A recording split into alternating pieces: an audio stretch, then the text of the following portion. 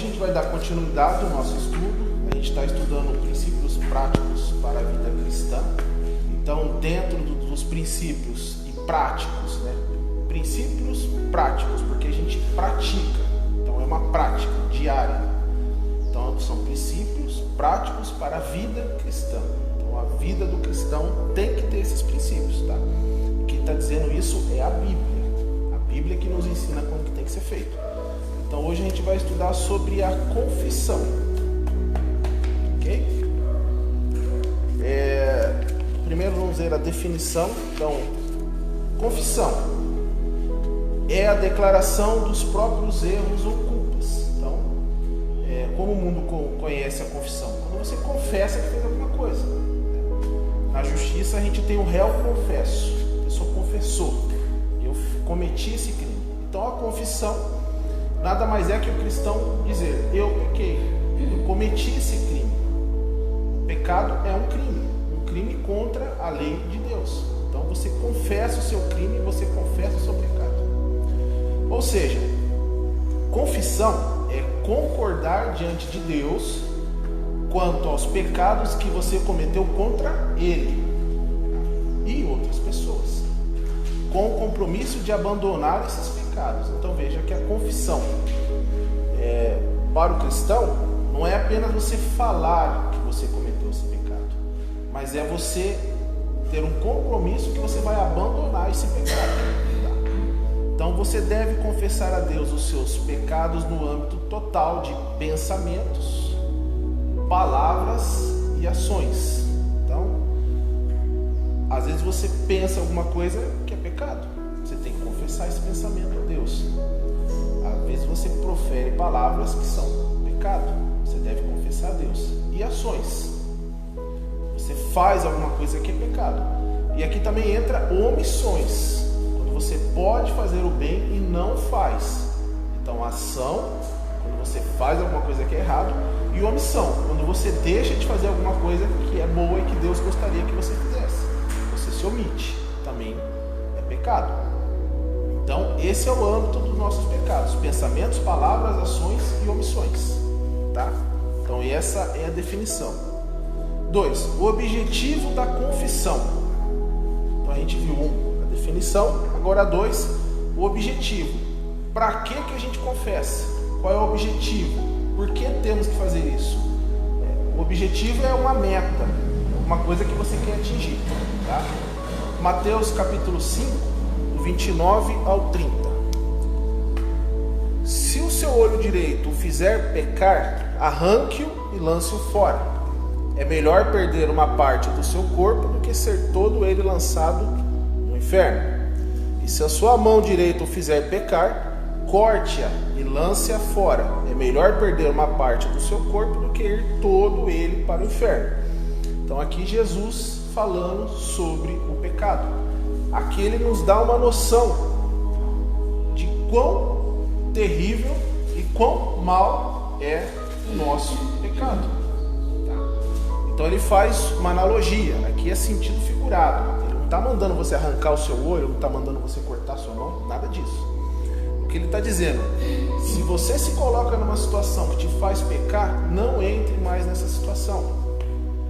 Se você tem alguma coisa dentro da tua casa que te faz pecar, jogue essa coisa fora. É isso que ele está ensinando para a gente. Tem que eliminar tudo que nos faz pecar. Se você passa numa determinada rua e aquela rua te faz pecar, não passe mais naquela rua, desvie. É isso que ele está ensinando. Então, abandonar o pecado, bem como os hábitos pecaminosos. Então, esse é o objetivo, um dos: abandonar o pecado, bem como os hábitos pecaminosos. Então, é isso que Jesus está ensinando para a gente: abandonar o pecado e os hábitos pecaminosos. Ok? Então, para isso você precisa ter 3 atitudes. São 3 atitudes que você vai ter que tomar.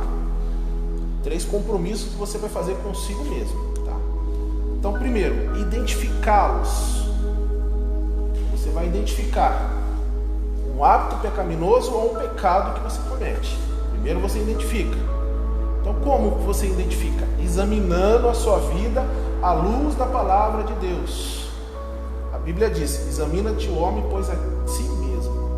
Então você não examina a vida do seu irmão, você examina a sua vida.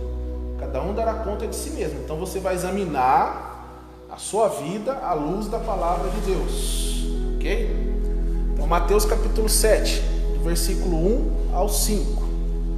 Não julgueis para que não sejais julgados. Tá? Esse julgamento que Jesus fala é aquele julgamento pecaminoso. Tá? É aquele julgamento que você simplesmente aponta a pessoa e fala mal dela. É esse tipo de julgamento que ele está falando. Tá? Então, não julgueis para que não sejais julgados. Por quê? Com o juízo que julgares, sereis julgados. Tá? E com a medida que tiverdes medido, vos hão de medir a vós. Por que reparas tu no argueiro que está no olho do teu irmão, e não vês a trave que está no teu olho? Ou, como dirás a teu irmão, deixa-me tirar o argueiro do teu olho, estando uma trave no teu? Hipócrita, tira primeiro a trave do teu olho, e então cuidarás em tirar o argueiro do olho do teu irmão. Então veja aqui, Jesus não fala que é pecado julgar. Jesus fala que é pecado julgar de uma maneira errada. É quando você manda uma pessoa fazer uma coisa e faz outra. Esse é o julgamento errado. Então você não vai chamar a atenção de uma pessoa que faz a mesma coisa que você faz. O que ele está dizendo? Deixe de fazer isso, depois você vai até o seu irmão e fale: olha, não pode fazer isso. À luz da Bíblia. Então esse é o julgamento bíblico. O que o ser humano tende é fazer o julgamento pecaminoso. Cometer o pecado e dizer para outra pessoa que está cometendo o pecado, sendo que você faz a mesma coisa. É isso que Jesus não quer. O que ele quer é que tenhamos vidas santas, e quando a gente vê o irmão pecar, você vai chegar, você vai orar, vai conversar com ele. Se você tiver intimidade com ele, senta aqui, vamos conversar. Isso que você está fazendo não pode fazer. Então, primeiro você se limpa do seu pecado, e depois você vai cuidar do pecado do seu irmão. Então, examine a sua vida à luz da palavra de Deus. Examine você a ti mesmo. Examine. Vê se você está pecando e abandona esse pecado. 2 Timóteo capítulo 2, versículo 15. Procure apresentar-se a Deus aprovado. Aprovado por quem? Pela palavra. Quem que te aprova? A palavra de Deus. Você vive o que a palavra de Deus pede para você viver, você será aprovado. Como obreiro, que não tem que se vergonhar. Quem é o obreiro que não tem que se vergonhar? O obreiro que não vive em pecado. Um obreiro que conhece a palavra de Deus, que pratica a palavra de Deus e que não é envergonhado. Tá? Que maneja corretamente a palavra da verdade. Então você tem que conhecer toda a Bíblia. Não é ler por ler, é entender. Então, esse é o obreiro aprovado, conhece a palavra de Deus. 1 Coríntios capítulo 11, do versículo 28 ao 31. Examine-se, pois, o homem a si mesmo, e assim coma deste pão e beba deste cálice. Aqui Jesus ensinando sobre, Paulo escrevendo sobre a ceia. Porque o que come e bebe indignamente, come e bebe para a sua própria condenação, não discernindo o corpo do Senhor.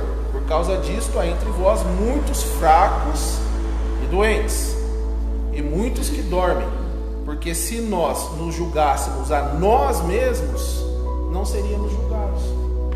Então veja, se você julgar a si mesmo, e você se condena à luz da palavra, e você abandona esse pecado, o que acontece? Você não será julgado. Ninguém vai apontar para você e falar: você é cristão, mas você faz isso. Você é cristão, mas você mente. Você é cristão, mas você não lê. Você não lê a Bíblia, você não estuda a Bíblia, você não ora. Você tem uma vida pior do que uma pessoa que não é cristã. Então, se você se julgar a si mesmo, você não será julgado por ninguém. Ok? Então, examine-se, pois, o homem a si mesmo à luz da palavra de Deus. Segunda carta de Paulo a Timóteo, capítulo 3, versículo 16 ao 17. Então, toda a escritura é inspirada por Deus. Tá? O que quer dizer que é inspirada por Deus?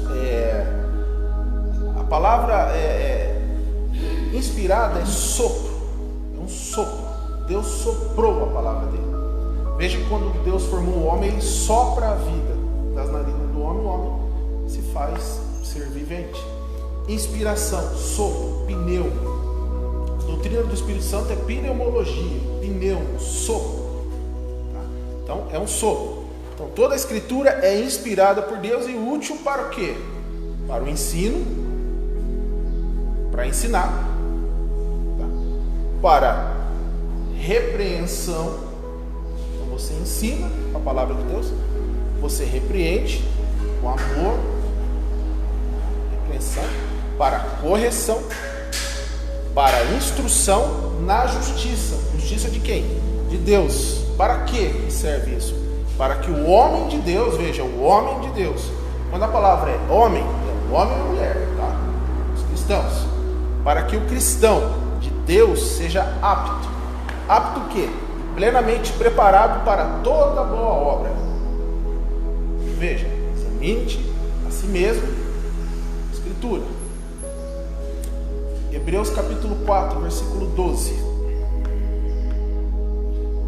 Porque a palavra de Deus é viva e eficaz, e mais penetrante do que espada alguma de 2 gumes. Então veja, a medicina, ela é boa? Boa, a gente precisa dela. Deus deu pra gente a medicina para que a gente pudesse ser curado das doenças. A psicologia é boa? Boa, ela ajuda. A psiquiatria é boa? Boa também ajuda. Mas o que é mais penetrante? É a palavra de Deus. É a palavra de Deus. Tudo isso é importante pra gente. Mas o que é mais importante acima de tudo? A palavra de Deus. Se você for temente a Deus e seguir a palavra de Deus, provavelmente você não terá nenhum problema psicológico, a não ser que seja um problema químico. Então, depressão pode ser um problema químico. Falta de algum nutriente que você não está comendo, falta de exercício físico. Tá? Isso é um problema, uma depressão química, reação química. Uma vida desregrada causa depressão. Mas se você não tem nenhum tipo de problema químico, nenhum problema na sua vida, na sua alimentação, no seu corpo, mas você está depressivo, ansioso, é porque você não está se alimentando da palavra de Deus. Então não viverá o homem só de pão, é de toda a palavra que sai da boca de Deus. Então,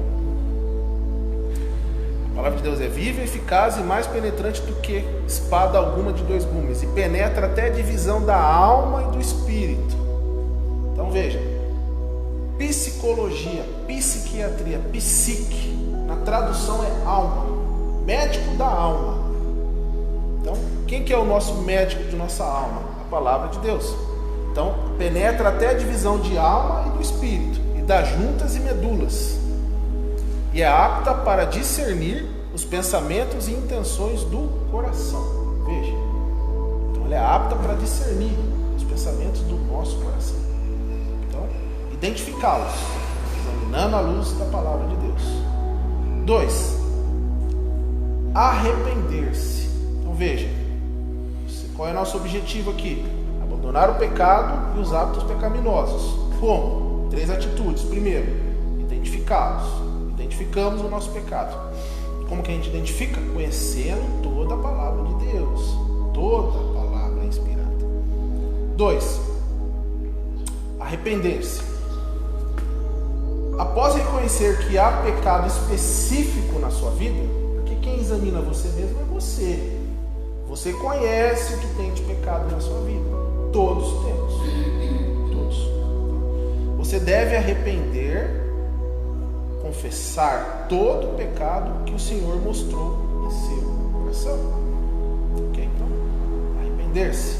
Então, passa o próximo slide para mim, por favor. Tá. Provérbios 28:13. O que encobre as suas transgressões nunca prosperará. Então veja, você pode encobrir de outras pessoas as suas transgressões. Outras pessoas não virão. Mas de Deus você não esconde. Então, o que encobre as suas transgressões nunca prosperará. Mas o que as confessa e deixa, alcançará misericórdia. Então, confessa e deixa, conjunto. Não é confessa ou deixa. Confessa e deixa. Alcançará a misericórdia. 2 Coríntios capítulo 7, do versículo 9 ao 10. Agora folgo. Então aqui Paulo escrevendo a Coríntios. Agora estou tranquilo. Não porque fostes contristados, porque eles estavam sendo repreendidos, apertados, mas porque fostes constritados para arrependimento. Então os coríntios eles foram apertados, espremidos para o quê? Para o arrependimento. Pois fosse contristado segundo Deus, de maneira que por nós não padecestes dano em coisa alguma. Então Paulo não causou nenhum dano aos coríntios, porque a tristeza segundo Deus opera o arrependimento para a salvação. Então a palavra de Deus, Deus contristou, apertou os coríntios. Eles se entristeceram por causa do pecado deles, porque a palavra não te entristece por causa da palavra, te entristece porque ela revela o seu pecado. Operando o quê? Arrependimento para a salvação, da qual ninguém se arrepende. Então você não se arrepende da salvação. Mas a tristeza do mundo opera a morte. Então nosso arrependimento tem que ser, nossa tristeza é conforme a Bíblia. Não é essa tristeza do mundo, não é arrependimento falso. Não é simplesmente um sentimento de culpa. Não. É arrependimento, a tristeza, o pesar porque pecou. Ok? Apocalipse capítulo 2, versículo 5. Lembra-te, pois, de onde caíste. Veja, aqui é Jesus conversando com João. João estava na ilha de Patmos, Jesus apareceu, ele já em corpo de glória, no meio de 7 castiçais, cada castiçal era uma igreja. Jesus estava numa figura simbólica, era um homem velho, cabelos brancos, assim, no peito, 7 estrelas na mão, a espada que saía da boca, tudo isso é simbólico, tá? Uma simbologia. E falando para João, escreve para 7 igrejas: lembra-te, pois, de onde caíste, e arrepende-te, e pratica as primeiras obras. Quando não, brevemente a te virei, e tirarei do seu lugar o teu castiçal, se não te arrependeres. O que Jesus está falando? O castiçal é a igreja. Eu vou tirar essa igreja daí. Arrepende-te. Tanto é que essa igreja não existe mais.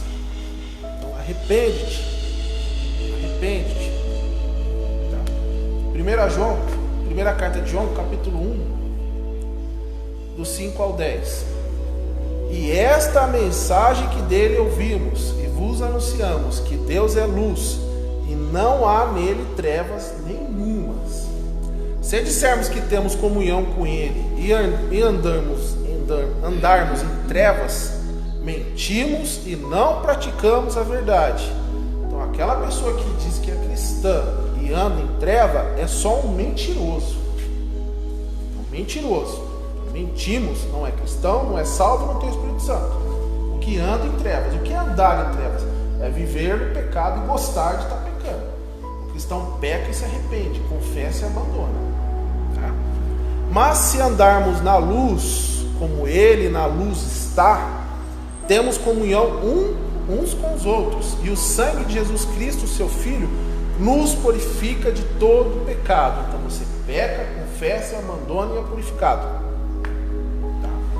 Se dissermos que não temos pecado, enganamos-nos a nós mesmos. Então, o cristão que fala que não tem pecado, também está se enganando. Tá? E não há verdade em nós. Se confessarmos nossos pecados, ele é fiel e justo para nos perdoar os pecados e nos purificar de toda a injustiça. Se dissermos que não pecamos, fazemos um mentiroso, e a sua palavra não está em nós. Então, identificamos o pecado, confessamos, abandonamos e se arrependemos. Tá? Agora, a gente fala muito de arrependimento. Tá? O que é o arrependimento cristão? Pode passar os dados. Então, o que não é o arrependimento bíblico? Tá? Arrependimento, dicionário de português, substantivo masculino, palavra. Pesar ou lamentação pelo mal cometido. Compulsão, contrição. 2. Negação da existência de algo feito ou pensado. em tempos passados. Arrependimento é uma reação emocional para todos os atos passados, pessoais e comportamentais. Arrependimento é muitas das vezes expresso pelo termo desculpa. Então, tristeza, pesar, choro, remorso. Isso é o arrependimento do mundo.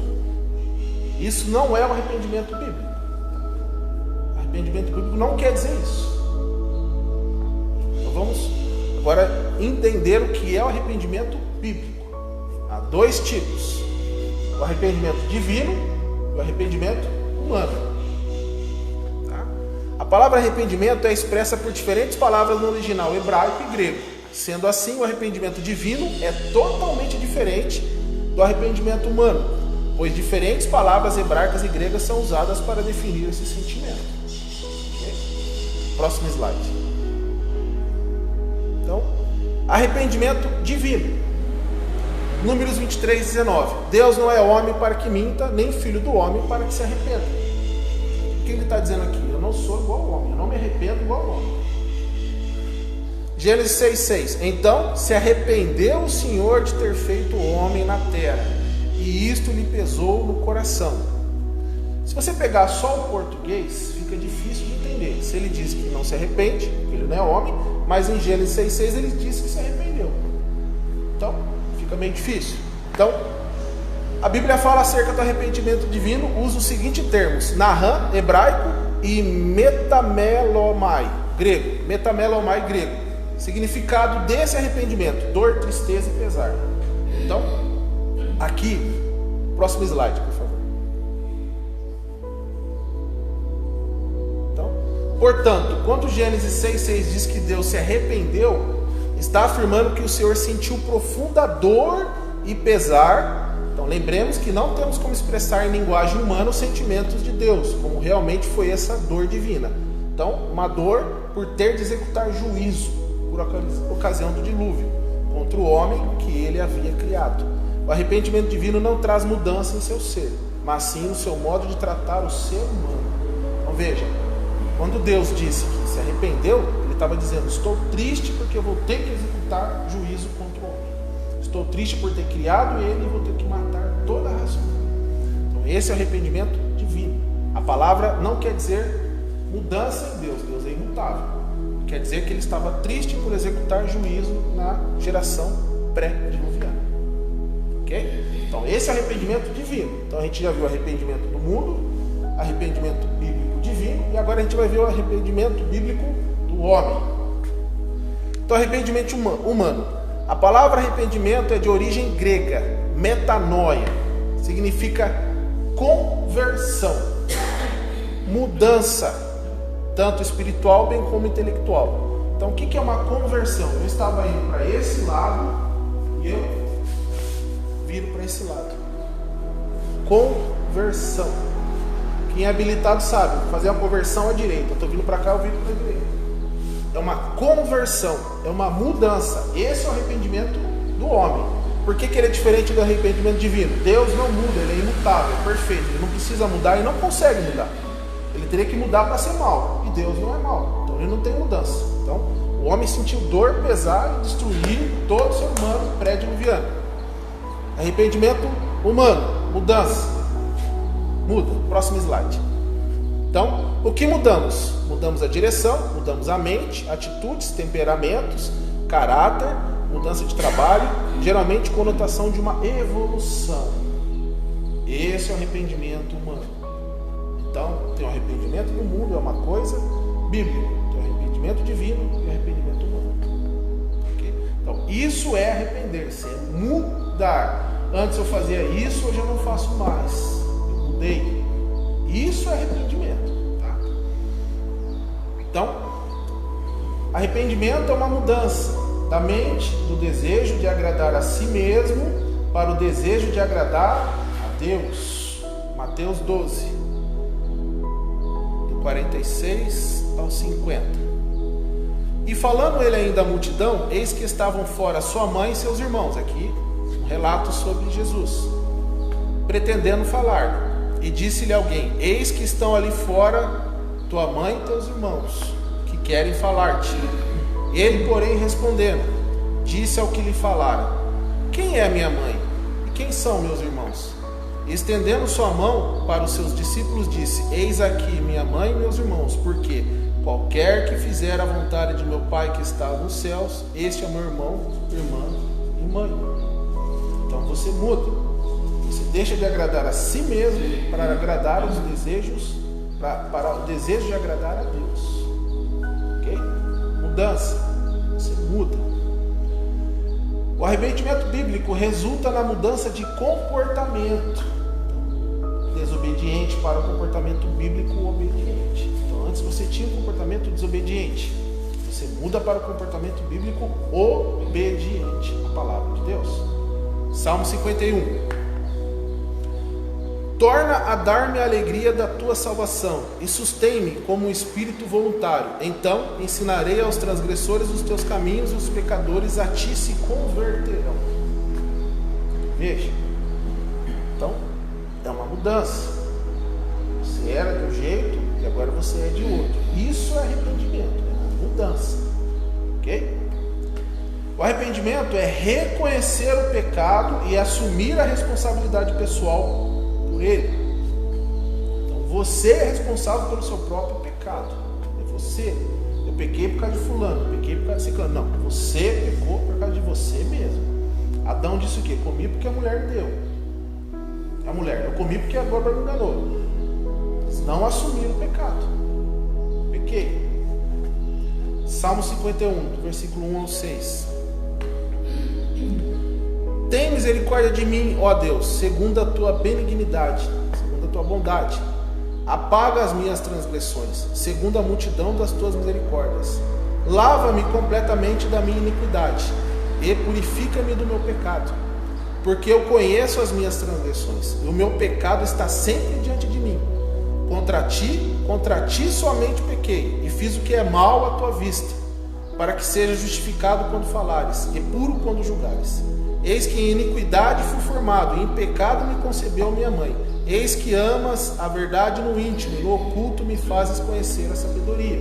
Então veja aqui o salmista reconhecendo que ele é pecador, pedindo para que Deus o purifique.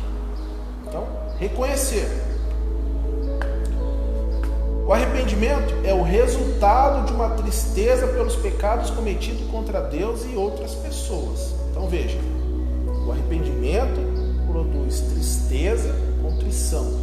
Desculpa, pecado produz tristeza, contrição para o arrependimento. Ok? Salmo 38, versículo 17. Porque estou prestes a coxear, a minha dor está constantemente perante mim. Então, coxear, estou quase mancando, caindo, coxeando, e a dor está constantemente perante mim. O pecado ele te faz sofrer. Então, você reconhece, assume a responsabilidade e tem um resultado, que é a tristeza. Salmo 51, do 16 ao 17. Pois não desejas sacrifícios, senão eu os daria. Tu não te deleitas em holocaustos. Os sacrifícios para Deus são o espírito quebrantado. Há um coração quebrantado e contrito. Não desprezas, ó Deus. Então Deus quer um coração quebrantado e contrito. Ele não quer um sacrifício. Ele não quer uma coisa exterior. Ele quer uma coisa interior. Ok? Então o resultado é isso. É tristezas pelos pecados. Tiago 4, do 8 ao 10. Chegai-vos a Deus, e Ele se achegará a vós. Alimpai as mãos, pecadores, e vós de duplo ânimo, purificai os corações. Sente as vossas misérias, e lamentai e chorai. Converta-se o vosso riso em pranto, e o vosso gozo em tristeza. Humilhai-vos perante o Senhor, e Ele vos exaltará. Então, o resultado é uma tristeza. Tristeza que produz arrependimento. Então, identificamos, nos arrependemos e terceiro, abandoná-los. Abandoná-los imediatamente. Não vou fazer um voto de abandonar amanhã, daqui uma semana. Imediatamente. Romanos capítulo 6, do 12 ao 13. Não reine, portanto, o pecado em vosso corpo mortal. Então, o pecado não vai reinar no seu corpo. para lhe obedecerdes em suas concupiscências. Se o pecado reina no seu corpo, você obedece à vontade dele. Nem tampouco apresentei os vossos membros ao pecado por instrumento de iniquidade. Vossos membros, seu corpo, seu olho, sua mente, suas pernas, seus braços, suas mãos. Então, não tampouco apresentei os vossos membros ao pecado por instrumento de iniquidade. Mas apresentai-vos a Deus como vivos dentre os mortos. Quem são os vivos? São os salvos, que tiveram um novo nascimento. E a gente vive no meio dos mortos. Os mortos em delitos e pecados. Então, não importa onde você está, você é vivo no meio de mortos. E você vai se comportar como vivo no meio de mortos. E os vossos membros a Deus como instrumento de justiça. Você vai se apresentar como vivo no meio de mortos, fazendo o quê? A justiça. Ok? 2 Coríntios, capítulo 10, versículo 5. Destruindo os conselhos e toda altivez que se levanta contra o conhecimento de Deus, e levando cativo todo entendimento à obediência de Deus, à obediência de Cristo. Então, todo conselho e altivez que se levanta contra o conhecimento de Deus foi destruído. Foi destruído. E levando cativo todo entendimento à obediência. Cativo, preso. Entendimento ao que? A obediência de Deus, a obediência de Cristo. Veja, ele é enfático. Não é se você quiser, você tem que fazer. Efésios capítulo 4, 25 ao 29. Por isso, deixai a mentira e falar a verdade cada um com seu próximo, porque somos membros uns dos outros. Irai-vos e não pequeis. Você tem um comportamento, um temperamento controlado pelo Espírito Santo. Então você vai irar, mas não vai pecar. Não se põe o sol sobre a vossa ira, não deis lugar ao diabo. Aquele que furtava, não furte mais, antes trabalhe, fazendo com as mãos o que é bom, para que tenha o que repartir com o que tiver necessidade. Não saia da vossa boca nenhuma palavra torpe, mas só o que for boa para promover a edificação, para que dê graça aos que a ouvem. Então veja, abandoná-los imediatamente. Efésios 4:31. Toda amargura e ira e cólera e gritaria e blasfêmia e toda malícia sejam tiradas dentre vós. Tira. Abandoná-los imediatamente. Efésios capítulo 5, versículo do 4 ao 8. Não haja obscenidade, nem conversas tolas, nem gracejos imorais, que são inconvenientes, mas, ao invés disso, ação de graças. Porque vocês podem estar certos disto: nenhum imoral, nem impuro, nem ganancioso, que é idólatra, tem herança no reino de Cristo e de Deus. Ninguém os engane com palavras tolas. Cuidado com o conselho do mundo. São palavras tolas. A Bíblia diz que toda doutrina fora da Bíblia são doutrinas de demônios. Para quê? Para te levar ao erro. Então, ninguém os engane com palavras tolas, pois é por causa dessas coisas que a ira de Deus vem sobre os que vivem na desobediência. Então é pelos conselhos que eles dão e fazem que a ira de Deus está sobre eles, são desobedientes. Portanto, não participe com ele dessas coisas, com eles dessas coisas. Não participe, porque outrora vocês eram trevas, mas agora são luz no Senhor. Vivam como filhos da luz. Abandoná-los imediatamente. Pecado. Colossenses capítulo 3, versículo 2. Pensar nas coisas que são de cima e não nas que são da terra. Então, o nosso foco é o reino futuro de Deus. É o nosso foco. A gente vai trabalhar aqui para ter o que comer, sustentar o filho, sustentar a esposa, o marido, ter uma casa, pagar nossas contas. Sim, a gente tem que fazer isso. A gente vive aqui nesse mundo. Mas o nosso foco é o reino futuro. Então a gente vai juntar tesouros no céu. Como que você ajunta tesouros no céu? Comprando? Não. sendo obediente à palavra de Deus. Então, o princípio da sabedoria é o temor de Deus. Tema a Deus, conheça Ele e faça o que Ele está pedindo para você fazer. Colossenses 3, do 5 ao 9. Então ele diz o que? Mortificai. Então veja, mate, mortifique, pois os vossos membros que estão sobre a terra. Então você vai mortificar o que tem de pecado nos seus membros. A fornicação, a impureza, ou afeição desordenada, a vil concupiscência.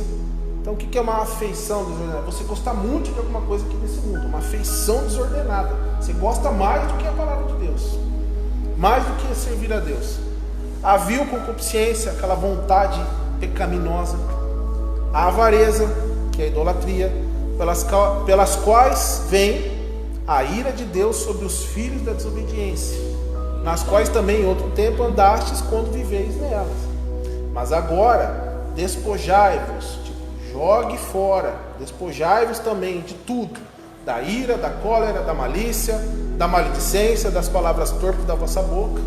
Não mintais uns aos outros, porque já vos despistes do velho homem com seus feitos. Então, as coisas velhas já passaram, tudo se fez novo. Então, você tem que ir abandonando os seus pecados imediatamente. Ok? Segunda carta de Paulo a Timóteo, capítulo 2, versículo 22. Foge também das paixões da mocidade. Então, temos paixões da mocidade, que a gente lembra. Nossa, queria tanto ter feito aquilo. Tem, todo mundo tem. Quanto mais velho você vai ficando, mais você lembra das paixões da mocidade. Então, e segue a justiça. Então, foge dessas paixões, esquece. Segue a justiça, a fé, o amor e a paz com os que, com um coração puro, invocam o Senhor. Tá? Então foge das paixões da mocidade. Então acho que todo mundo sabe que eu sou policial militar. Sou policial militar há 16 anos. E quando eu entrei na polícia, o meu sonho era ir para a rota. Eu quase fui. No meio do caminho, Jesus me alcançou e me chamou. E eu abandonei esse sonho. E eu conheço como é o trabalho da rota e não é uma coisa muito bonita. Então eu tive que escolher ir para a rota ou servir ao Senhor. Eu sirvo ao Senhor e abandonei as paixões da mocidade. Abandonei. Se eu quiser ir, eu só pedir que eu vou. Só colocar meu nome na lista lá. Só que eu não quero mais, eu quero servir ao Senhor. Então, paixões da mocidade e muitas outras paixões que eu tive e que eu abandonei. 1 João, não, desculpa, pulei aqui. Então, abandoná-los imediatamente. Então, se confessarmos nossos pecados, Ele é fiel e justo para nos perdoar os pecados e nos purificar de toda a injustiça. Tá? Então, ser perdoado e purificado do pecado. Então, você identificou, arrependeu, abandonou, confessou, e Ele, o Senhor Jesus, te purificou. Então, ser perdoado e purificado do pecado, através dessas três atitudes: você identificou, arrependeu e abandonou. Ok? Então, ser perdoado e purificado. Outra opção, outro item: reatar relacionamentos rompidos. Isso aqui é interessante. Reatar relacionamentos rompidos. Com Deus. Isaías capítulo 55, versículo 7. Deixe o ímpio o seu caminho e o homem maligno os seus pensamentos, e se converta ao Senhor. Volte ao Senhor e se compadecerá dele. Torne para o nosso Deus, porque grandioso é em perdoar. Então, você identificou, arrependeu, abandonou, foi purificado e reatou um relacionamento com Deus. Okay? Deus fala: as vossas iniquidades fazem separação entre vós e vosso Deus. Então você reata. A partir do momento que você começa a viver no pecado, mesmo você não sendo cristão, tem uma barreira entre você e Deus. Ele se aparta de você. E nisso vem a disciplina. Então, você reata um relacionamento com Deus. Pecou, instantaneamente ele se aparta de você. Então você tira esse pecado entre você e Deus. Deus é a luz e ele não anda com trevas. Não existe comunhão entre trevas e luz. Se você está na trevas, você não está com Deus. Tá? Então, relacionamento com Deus. 2. Com uma pessoa. Então, com Deus e com alguma pessoa que você chegou a ter algum tipo de problema que você pecou contra ela. Então, Mateus capítulo 5, versículo 23 e 24. Portanto, se trouxeres a tua oferta ao altar, e aí te lembrares de que teu irmão tem alguma coisa contra ti, deixa ali diante do altar a tua oferta e vai reconciliar-te primeiro com teu irmão, e depois vem e apresente a tua oferta. O que Jesus está dizendo? Tente resolver esse problema. Tente. Ore a respeito, peça que Deus dê uma oportunidade para que vocês se juntem, conversem e se acertem. Tá? Então, primeira definição, segundo objetivo e terceiro, a quem confessar? Confesse os seus pecados àqueles contra você pecou. Para Deus. Se você fracassar, é possível agradar novamente a Deus reconhecendo os seus pecados perante Ele, arrependendo-se e confessando. Então, muitas vezes o justo cai, muitas vezes Deus o coloca de pé de novo. Então, se você fracassar, é possível agradar novamente a Deus. Como? Reconhecendo os seus pecados perante Ele e arrependendo-se e confessando. 1 João 1,9. Se confessarmos nossos pecados, Ele é fiel e justo para nos perdoar os pecados e nos purificar de toda injustiça. Então, para Deus.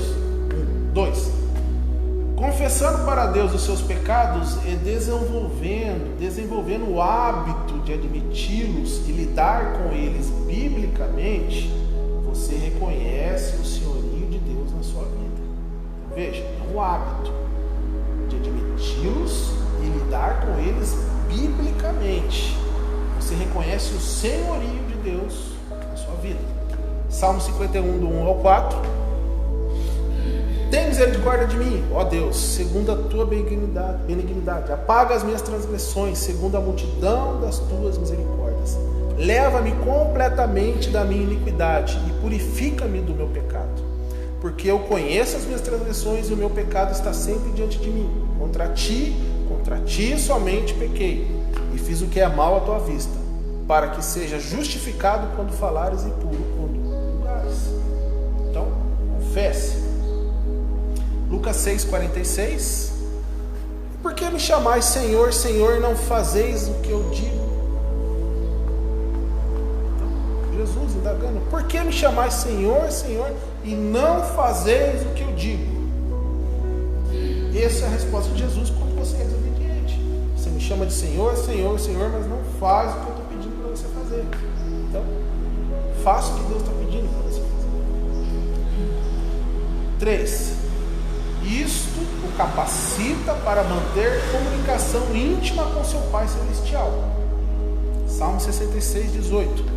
Se eu atender à iniquidade no meu coração, o Senhor não me ouvirá. Então, veja, se você atender à vontade da sua carne de pecar, o Senhor não te ouvirá. Então, isto capacita para manter uma comunicação íntima com seu Pai Celestial e uma vida de oração frutífera. 1 João 3,22. E qualquer coisa que lhe pedirmos, dele a recebermos, porque guardamos os seus mandamentos e fazemos o que é agradável à sua vista. Então, por que qualquer coisa que você pedir, você vai receber? Porque você guarda os seus mandamentos. Lembrando que o que for ruim para você, Deus não vai te dar. Às vezes você vai pedir uma coisa que não é boa para você, Deus sabe que não é boa e não vai te dar. Então o não também é uma resposta. Ok? Então, se você guardar os seus mandamentos e fazemos o que é agradável à sua vista, à vista de Deus. Então, confessamos para Deus e, letra B, a uma pessoa que foi ofendida. Quando for biblicamente apropriado, confesse os seus pecados àqueles contra quem você pecou tendo em vista a reconciliação. Então tem que ser biblicamente apropriado. Então ore a respeito e peça que Deus dê a oportunidade para que você se reconcilie.